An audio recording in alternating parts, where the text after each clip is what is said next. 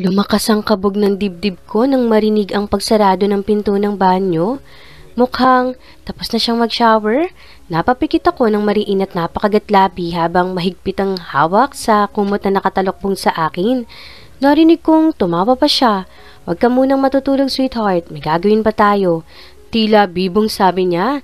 Napanguso ako at nanlaki ang butas ng ilong ko. Mas lalo pang bumilis ang tibok ng puso ko sa kaba at excitement. Hindi ko inalis ang nakatalokbong na kumot sa akin at nakiramdam lang ako. Pero napatili ako nang mahablot ang kumot at tumambad sa akin ang nakangising mukha ni Lloyd na bagong shower. Naaamoy ko pa ang ginamit niyang sabon at mouthwash.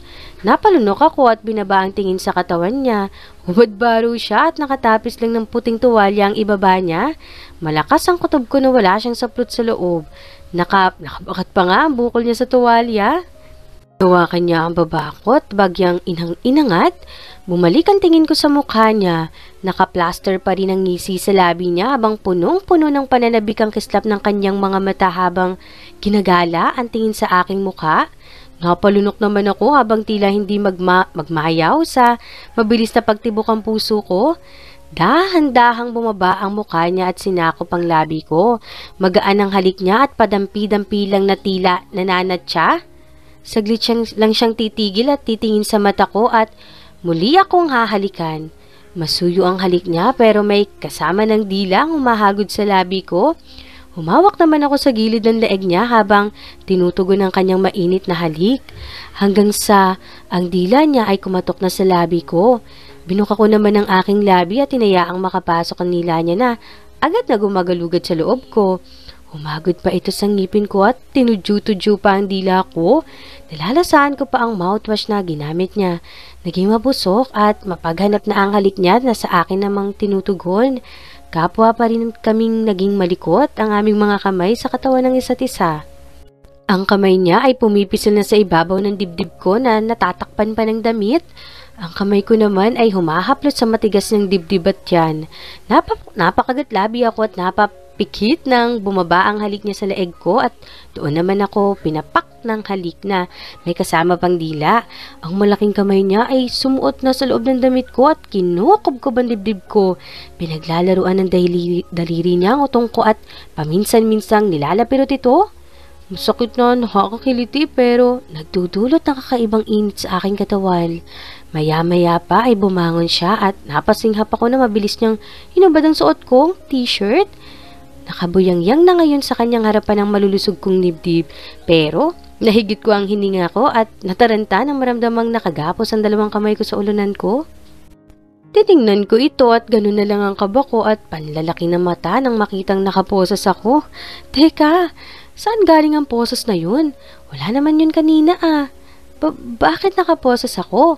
Natatarantang tanong ko sa kanya at pilit tinihila ang kamay para makawala. Pero napangiwi lang ako nang kumaskas ang balat ng kamay ko sa bakal. Napamura naman siya at pinigilan ng kamay ko sa pagpipiglas. "Relax, sweetheart. Masusugatan ang kamay mo."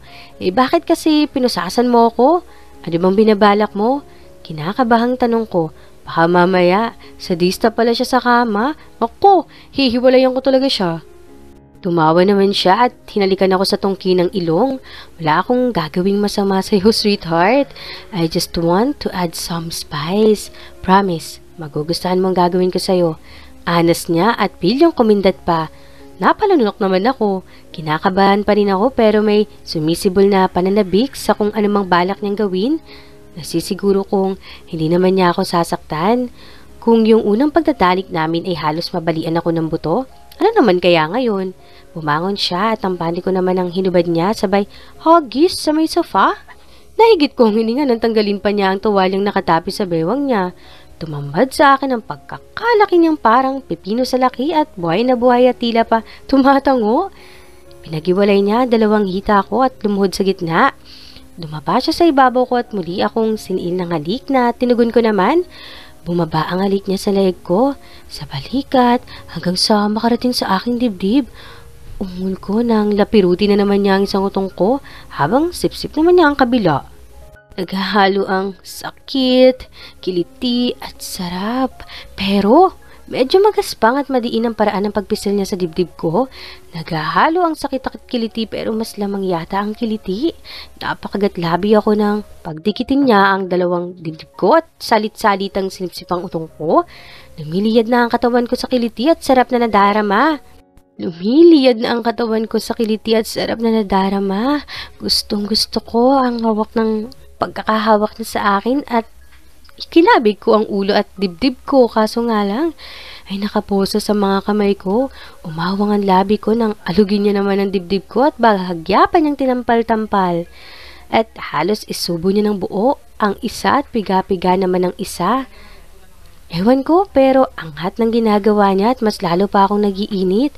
Pero hindi pa pala doon nagtatapos ang kapilyuhan niya. Pinutuluan niya ng laway ang isang utungkos, sabay inikot-ikot doon ang dila nang hindi bumibitaw ang tingin sa akin. Tila ako ay hinihipnotismo ng titig niya. Feels so good? Tanong niya habang tinatampal-tampal ang dibdib ko. Kagatlabing tumango naman ako. Good. Akin lang to. Usal niya at muli na namang pinapakan dibdib ko.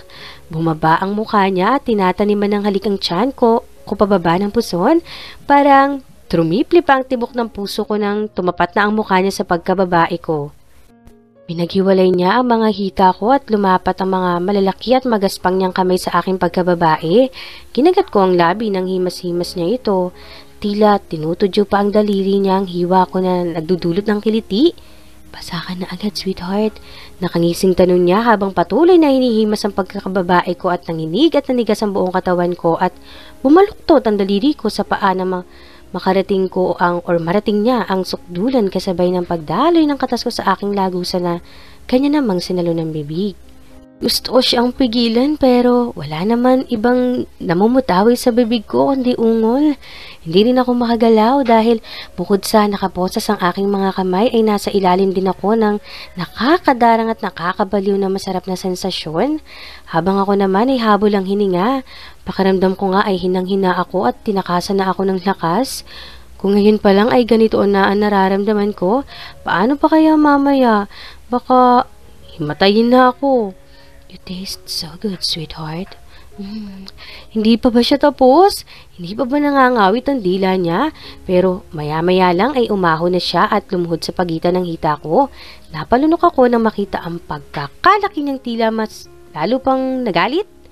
Hinawakan niya ang dalawang hita kong nakatupi at binuka ng malaki. Umabante siya ng kaunti at hinimas-himas ang pagkalalaki niya. Sabay kiss-kiss dito sa pagkababae ko. Wait, di mo ba tatanggalin muna ang boses ko sa kamay ko? Untag ko sa kanya. Tumingin siya sa akin at gumisi. Later, sweetheart. Aangkinin kita nang nakaboses ka. Ano? Hindi ko na natapos ang sasabihin ko nang bigla niyang ipasok pagkakalaki niya sa lagusan ko. Medyo masakit pero hindi na gaya ng una. Ano ba? Magsasalita pa ako eh. Angal ko, tumawa naman siya. Mamaya ka na magsalita, sweetheart. Umungol ka na lang muna. Aniya, sabay ulos ng pagkalalaki niya. Mariin kong kagatlabi. Habang umuulos na siya ng sunod-sunod, ang hapdi ng nararamdaman ko kanina ay nawala at unti-unti nang napapalitan ng kiliti. Kagatlabing ungol ko habang mabilis at madiin niyang nilalabas-masok ang pagkalalaki niya sa lagusan ko. Hawak-hawak niya ang dalawang hita kong nakatupi at nakabuka. You feel so good, sweetheart. Sarap. Usal niya habang umiigting ang panga at patuloy sa malalakas na pag-ulos. Sa lakas ay bumubunggo na ang headboard ng kama sa pader. Umaalog na rin ang mga dibdib ko. Tinaas pa niya ang dalawang binti ko at pinagdidikit habang tuloy pa rin siya sa pag-ulos sa bukana ko. Kagatlabing impit akong umuungol. Napapaikot pa ang mga mata ko kuminsan. Sige, usal niya at pinagiwalay ang mga binti ko at pinatong sa magkabilang balikat niya sabay ulos ng mas mabilis. Inabot pa niya ang dalawang dibdib ko at piniga-piga. Napaawang naman ang labi ko dahil mas malalim na ang naabot ng pagkalalaki niya. Pero, imbes na ma-turn off ako sa ginawa niya, ay tila lalo pa akong sinilaban. Inulit-ulit ko at gustong-gusto ko. Inipit ko ang pagkalalaki niya sa loob ko ng kanyang ikinamura ng malutong. That's your sport, sweetheart. Sarap ba ha? You want more? Nakaawang ang labing tumatangu-tangu ako. Gusto kong ulitin niya ulit yun at hudyat nga ng pagtango ko ay sunod-sunod na niya ang pagbaon ng sagad. Humawak pa siya sa leeg ko na parang sinasakal niya ako pero hindi naman madiin. Bumaba pa ang katawan niya sa akin at mas lalong lumalim ang pagkakabaon ng pagkalalaki niya. Tanging likod ko na lang din ang nakalapat sa kama. Ang mga binti ko ay nakasampay sa kanyang balikat at halos nakadikit na rin sa akin. Hinawakan niya ang pisngi ko at pinisil. Napaawang ang labi ko. Siniil niya ako ng halik. Saktan ba kita? Malambing na tanong niya sa akin. Umiling-iling naman ako. Hindi naman ako nasasaktan sa ginagawa niya. Kahit na ba medyo marahas siyang gumalaw. Pagkusay tila mas nagugustuhan ko pa. I'm sorry if I'm too rough, sweetheart. Di ko lang mapigilan. Sabik na sabik ako sa'yo eh. Anas niya at muling sinakop ang bibig ko habang walang habas pa rin siyang umuulos. Tinugon ko naman ang halik niya. Maya-maya lang ay naramdaman kong tinatanggal na niya ng poses sa kamay ko at nang makawala na ang kamay ko ay agad akong yumakap sa batok niya habang mapusok na gumaganti sa halik niya.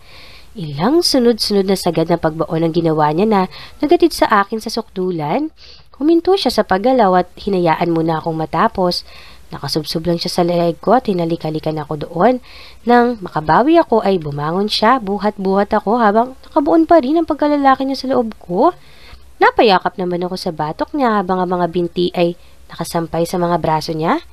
Sinandal niya ako sa dingding ng kwarto niya. Napasinghap ako nang muli siyang umulos. Mabagal sa una hanggang sa mabilis ng mabilis. Muli niya akong binalik sa kama at doon ako muling inangkin. Halos lumubog na ako sa kama sa lakas at tindi ng bayo niya. Parang kamay na ng orasan ng mga binti ko dahil sa iba-ibang posisyon na ginagawa niya. Nakataas, nakabuka, nakadikit. Maya-maya pa ay mas naging agresibo na ang bawat galaw niya. Madiin ang hawak niya sa mga hita ko at mas nilakasan. Dumapa siya sa ibabaw ko at sinubsob ang mukha sa pisngi ko. Parehas pa kaming habol ang hininga. Hapong-hapo na rin ang pakiramdam ko at inaantok na. Next time, puputo ko na sa loob mo. Wala nang excuses. Anas niya sa tenga ko habang hinahaplos niya ang kabila kong pisngi. Pinapatakan niya ako ng masayang halik sa leeg at balikat. Mabubuntis ako. Nakapikit na sabi ko. Umistedi na rin ang paghinga ko. Gusto ko nang matulog. It's okay. Pananagutan naman kita, sweetheart. Napayuko ako at kinagatlabi. Nasa tabi ko naman si Lloyd na humihima sa batok. Nasa harapan namin si Chang na nakapamewang at seryoso ang muka. Kararating lang namin dito sa bahay. Pasado, 5:00 na kami umalis ng bahay ni Lloyd pero gumayak muna siya para diretso na siya sa istasyon. Uwi ba ng guro yan? 5:30 ng umaga? Lumuso ako. Chong, nag-text naman ako sa inyo eh. Sabi ko sa bahay ako ni Lloyd matutulog. Nag-text ka, tulog na ako. Nabasa ko na lang pagising ko. Ikaw talagang bata ka. Kumakamot sa ulong sabi ni Chang. Chang, wag na ho kayong magalit kay Aliana. Ako po ang nag-aya sa kanya na matulog sa bahay ko. Singit ni Lloyd sa tabi ko. Pumuntong hinanga naman si Chang. Mabuti na lang at ikaw ang nobyo nitong si Aliana at may tiwala ako sa'yo. Salamat ho sa tiwala, Chang. Di ko ho sisirain ang tiwala nyo. Wala ho akong gagawing bagay na ikakapahamak ni Aliana. Alam ko naman yun, Lloyd. Pero sana, sa susunod, magsabi kayo agad. Oho, Chang, ako na mismo ang magsasabi sa inyo. Nilingon ko si Lloyd. Taas ang kilay na tumingin lang din siya sa akin. Napanguso ako. Ang lakas niya talaga kay Chang. Ako, sinermonan siya, hindi. Ako kaya ang pamangkin. O sige na, mag-asikaso ka na Aliana at mag-aalas 6 na. Magluluto lang ako ng almusal. Kumain muna kayong dalawa bago kayo pumasok. Ani Chang Meding at tinungo na ang kusina. Humarap ako kay Lloyd. Pasok muna ako sa kwarto. Gusto mo ba ng kape? Alok ko sa kanya. Ako na lang ang kukuha sa kusina. Sige na, pasok ka na sa kwarto mo. Aniya at hinalikan ako sa noo. Tumango ako at tumungo na sa kwarto ko. Siya naman ay pumuntang kusina para kumuha ng kape. Talak na lang ako habang nakatingin sa salamin. Paano ba naman ay namumula ang leeg ko at baka ang mga daliri ni Lloyd? At hindi lang sa leeg ko, baka ang mga kamay niya, kundi halos sa buong katawan ko. Lalo na sa parteng dibdib at mga hita ko. Pati nga 2 pulso ko may bakat din ng posas. Pumapalatak na dinampot ko ang concealer at tinakpan ng bakat sa kamay sa leeg. at saka sa pulso. Masyado naman kasing extreme sa kama ang lalaking yun. Hanggang ngayon nga parang nararamdaman ko pa rin ang mahigpit niyang hawak sa mga hita ko at dibdib ko at leeg ko. Medyo ngalay na rin ang katawan ko. Makareklamo ka naman, Aliana, nag-enjoy ka naman. Singit ng isang boses sa kabilang bahagi ng utak ko. Nagiinit ang pisnging pinilig-pilig ko ang ulo. Nag-concentrate na lang ako sa paglagay ng concealer. Pagkatapos ay nagsuklay na ako at lumabas na ng kwarto para mag-almusal kasalo si Lloyd. Hoy, akla! Bakit umaga ka na umuwi kanina, ha? Sita sa akin ni Ben. Sabay hila sa buhok ko. Nalaglag tuloy ang sinusubo kong chichirya. Aray ko naman! Angal ko at sinamaan siya ng tingin. Dinampot ko ang nalaglag na chichirya at tinapon sa labas ng bintana. Sinundan ko ng tingin ng pinsang kong tumabi ng upo sa akin at inagaw pa ang chichirya ko. Sinipsip ko naman ang dulo ng dalawang daliri kong may nakadikit na mugmug ng chichirya. Nagka-jowa ka lang? Natuto ka nang matulog sa ibang bahay, ha? So, anong ganap niya ng jowa mong yummy na pulis kagabi? Nakataas ang kilay na tanong niya habang sumusubo ng chichirya. Wala naman. Natulog lang kami. Nangahaba ang usang sabi ko at nag-iwas ng tingin sa kanya. Pero, nagiinit naman ang pisngi ko. Tulog lang talaga? Oo nga. Nakataas kilay niya at nakatingin lang sa akin habang pinagmamasdan ako. Tinaasan ko din siya ng kilay. Wala bang customer sa salon niya at tumatambay siya dito? 5:00 pasado pa lang ng hapon at halos kauuwi ko lang galing eskwelahan. Ano yung nasa leeg mo? Tanong niya at hinahawi ko ang buhok ko. Nilungin ko siya. Yung nasa leeg mo, bakit parang namumula? Parang may bakat ng kamay. Kunot noong sabi niya. Nahigit ko naman ang hininga at mabilis na tinakpan ng kamay ang leeg. Nanlalaki ang matang tumingin ako sa kanya.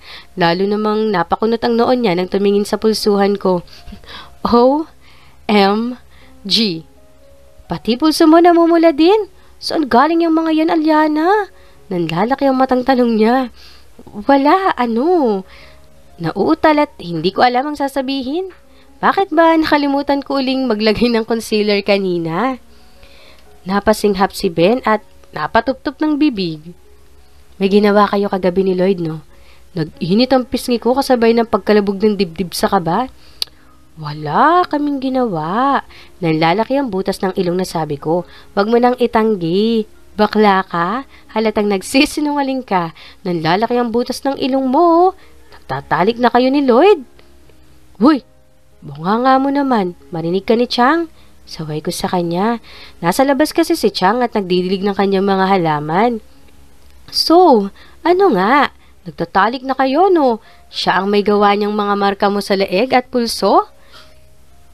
Hindi ako nakaimik sa sinabi niya at napanguso na lang habang hawak ang leeg. Ko, ikaw talagang babaita ka kapag ikaw nabuntis nang wala sa oras. Hindi ako mabubuntis. Withdrawal naman siya sabat ko. Pero napangiwi agad ako at napakagatlabi. Muli siyang napasinghap at nanlaki ang mga mata. Eddie, nagtatalik na nga kayo. Tinakpan ko ang bibig niya. Bunganga mo naman. Saway ko ulit sa kanya at binitawan ng bibig. Oo na, may nangyayari na sa amin. Nagiinit ang pisnging amin ko sabay irap sa kanya. Muli niyang hinila ang buhok ko. Kapag ikaw talaga nabuntis, naku, sinasabi ko sa'yo. Withdrawal nga siya. Giit ko. Pero naalala ko ang sinabi ni Lloyd na next time daw, puputok na niya sa loob ko. Siguro dapat na akong bumili ng after feels just in case. Kapag ikaw talaga na tiyempohan, buntis ka. Sinong buntis? Napapitlag ako, napalingon kay Chang na kakapasok lang. Nagtingin na naman kami ni Ben. Pinandilatan ko siya ng mata. Kasalanan niya lakas ng boses. Si Chang, yung dati naming ka-schoolmate, buntis na. Palusot ni Ben na kumamot pa sa pisngi at ngumiwi. Akala ko kung sino na ang buntis. Nakapag-sign ka na ba, Aliana? Tanong sa akin ni Chang. Opo, Chang. Kinakabahang sagot ko. Mabuti na lang, hindi malinaw na narinig ni Chang ang usapan namin ni Ben. O sige, maiwan ko na kayo dito, magluluto lang ako ng ulam. So Lloyd ba, pupunta dito? Para maisali ko na siya sa ulam. Opo, Chang. Text ko na lang po siya na dito na siya kumain. Sabi ko, tumangulang si Chang at tumungo na sa kusina. Kinurot ko naman sa tagiliran si Ben na ikinamura niya. Aroy ko naman, para kang si Chang. Mangurot ikaw kasi ang ingay mo. Sita ko sa kanya. Inirapan lang niya ako at tumekwatro ng upo habang nilalantakan ng chichirya ko. Pasalamat ka talaga, botong-boto si Chang. Kay Lloyd, kung hindi, may kurot ka na sa singit. Aniya, napanguso na lang ako. Natutuwa din naman ako na boto si Chang kay Lloyd at may tiwala siya dito. Aba, mahirap kayang makuha ang tiwala ni Chang. Tumunog ang cellphone ni Ben. Nakita ko ang pangalan ni Macy. Ay, ang kulit talaga ng babaitang to. Angal niya. Pero pinindot naman ang green button at tinapat ang cellphone sa tenga. Hello? Ano na naman? Aniya sa kabilang linya, sabay tayo at lumabas ng pinto. Sinundan ko lang siya ng tingin. Napataas ang kilay ko. Malakas ang kutob ko. May something sa kanilang dalawa ni Macy. Inunlock ko ang pinto ng passenger seat at pumasok ang taong kanina ko pa hinihintay. May suot siyang bull cap at itim na sunglasses. Boss, bati niya sa akin. Tinanguan ko lang siya. May dinukot siya sa loob ng jacket niya. Isang envelope na binigay niya ito sa akin. Kinuha ko naman ito at binuksan. Nilabas ko ang ilang kuha ng litrato at isa-isang tiningnan. Napatiimbagang ako sa nakikita ko sa mga litrato. Mga kuha ni Julia at Congressman Raymart sa harap ng isang kilalang motel. Naka-hood, sweater at sunglasses si Julia at si Raymart naman ay naka-casual lang. Hindi ako tanga kung anong ginawa nila o gagawin nila palang sa loob ng motel. At mukhang matagal nang may namamagitan sa kanila. Kuha ang litrato sa kabilang bayan dahil doon lang naman may ganoong motel. Sa ibang litrato, kuha naman ay kumakain sila sa isang restaurant at lumabas sa bahay ni Don. Pero isang litrato ang maituturing na matibay na ebidensya kung saan kasama na ng dalawa si Don. Hindi ba sila nakakahalata na sinusundan mo sila? Hindi naman siguro, boss. Nagdodoble ingat ako. Dinukot ko ang maliit na sobre sa loob ng leather jacket na suot ko at inabot sa kanya. Kinuha naman niya ito. Magpalamig ka muna. Tatawagan ulit kita kapag maipapagawa ulit ako sa'yo. Thank you, boss. Sa uulitin. Sabi niya at sumaludo pa bago bumaba ng sasakyan. Dumiretso siya sa motorsiklo niyang nakaparada. Bumusina muna siya sa akin bago pinasibad. Binalik ko na sa envelope ang mga litrato. Sinuksok ko ito sa bulsa sa loob ng jacket ko. Habang kumakalap kami ng impormasyon ay lalo pang tumitibay ang hinala namin na si Julia niya. Si Julia talaga ang espiya sa estasyon. Pero, kulang pa. Kailangan pa ng mas solidong ebidensya yung hindi na siya makakalusot pa. Bumuntong hininga ko at binuhay ang makina ng sasakyan. Sakto namang tumunog ang cellphone kong nakapatong sa dashboard. Dinampot ko ito at tiningnan. Napangiti ako nang makitang may text si Aliana. Binuksan ko ito. Sweetheart, sa bahay ka na kumain, sinali ka na ni Chang sa lulutuing ulam. Umisi ako, nag-type ng reply. Ako, sure sweetheart. Binalik ko na ang cellphone sa dashboard. At pagkatapos naman ay... At ayun, pinaandar ko na ang sasakyan pabalik ng estasyon. Isa't kalahating oras pa bago matapos ang duty hour ko. Namimiss ko na ang sweetheart ko. Hinahaplos ko ang daliri ang nakabakat kong kamay sa leeg ni Aliana. Masyado yata akong nanggigil sa kanya kagabi. Pati mga pulso niya ay may bakat din ng posas. Siguro next time, dahil na lang ipantatali ko sa kamay niya. Sumubsob ako sa leeg niya at hinalik-halikan siya doon habang sinisinghot ang amoy niya. Gustong-gusto ko ang amoy niya. Hindi masakit sa ilong at babaeng babae. Ay ano ba, Lloyd? Nakikiliti ako sa bigote at balbas mo. Humagik-gik na sabi niya at tinutulak ang mukha ko. Natatawang mas lalo ko pang sinubsob ang uso sa leeg niya at ikiskis ang bigote at balbas. Hinigpitan ko rin ang yakap sa bewang niya para hindi siya makaalis sa pagkakaupo sa mga hita ko. Mas lalo naman siyang napahagik-gik. Ang sarap-sarap din niyang yakapin dahil ang lambot-lambot niya bukod pa sa mabango. Heto nga at nabubuhay na naman ang alaga ko sa loob ng pantalon dahil nasasagi ng pang-upo niya. Mabuti na lang ay pumasok na si Chang Miding sa kwarto niya para magpahinga. 9:00 pasado na rin kasi ng gabi at parang ayoko pang umuwi. Kung pwede nga lang, iuwi ko na siya sa bahay ko. Lloyd, tama na kasi, nakakakiliti na. Magigik na saway niya sa akin. Ang bango-bango mo kasi, sweetheart. Malambing na sabi at pinupog siya ng halik sa pisngi. leeg at balikat. Siyempre, araw-araw ako naliligo. Tumawa ko. Next time, sabay naman tayong maligo sa bahay ko. Bulong ko sa kanya na ikinasinghap niya. Namula din ang kanyang pisngi. Oh, ayoko nga. Di ako sanay maligo na may kasama, no? Nakangusong sabi niya. Masasanay ka din kapag lagi mo na akong kasamang maligo. Nang hihibong sabi ko. Na-excite na tuloy akong makasama siyang maligo. Ako ang magsasabon sa kanya at sasabunin ko lahat ng parte at kasulok-sulukan ng katawan niya. Siyempre, hindi lang pagsabon sa katawan niya gagawin ko. Lihim akong napamura ng sumikip lalo ang pantalon ko. Buhay na naman ang alaga ko. Ang bilis ko talagang tigasan sa kanya. Huy, ano yan? Bakit ang tigas ng pipino mo? Bulas niya at akmang tatayo pero mas hinigpatan ko lang ang pagkakayakap sa bewang niya. At pinirmi siya sa kandungan ko. Natawa pa ako dahil sa pagkakatawag niyang pipino sa alaga ko. Just stay put, sweetheart.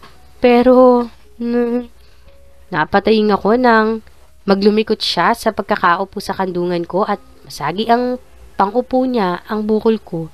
Hala, sorry. Tatayo na kasi ako. Baka maipit ko pa yung pipino mo? Natatarantang akmang tatayo na naman siya pero muli ko lang ulit siya pinigilan. I said, stay put, sweetheart. Wag kang makulit. Paangil kong sabi. Napasinghap naman siya at nanlalaki ang mga matang tumingin sa akin. Nagilty naman ako. Sorry, ikaw kasi ang kulit mo. Dito ka lang kasi at wag kang mag-alala sa pipino ko. Okay lang siya at gusto niya, dito ka lang. Malambing na sabi ko. Ayokong ma-turn off siya sa akin dahil inangilan ko siya. Ngumuso lang siya at inirapan ako pero hindi na nagpumilit pa na umalis sa kandungan ko.